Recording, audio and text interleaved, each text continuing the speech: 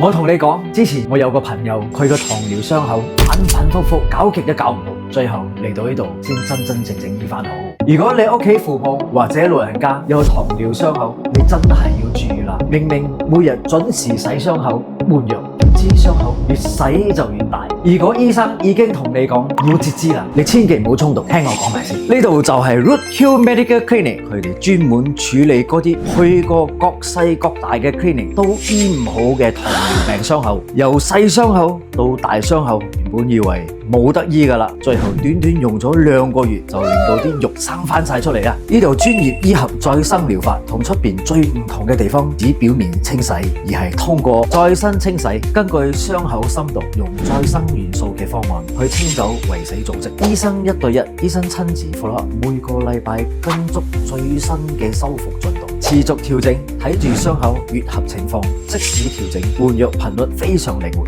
內外兼調，教埋你飲食、血糖同埋足部護理，由內到外一齊調理。講真，好多人以為唔痛就代表冇事，但係好可能入邊已經難通心噶啦，拖多一日截肢嘅風險就高多1分，所以千祈唔好拖啦。對糖尿病人嚟講，保住隻腳先至係保住下半身嘅尊嚴，唔使坐輪椅，唔使面對屋企人，呢個先至係最緊要嘅。趁而家仲有得救，馬上預約 Rootkill 傷口專業評估，俾你隻腳有個重生嘅機會。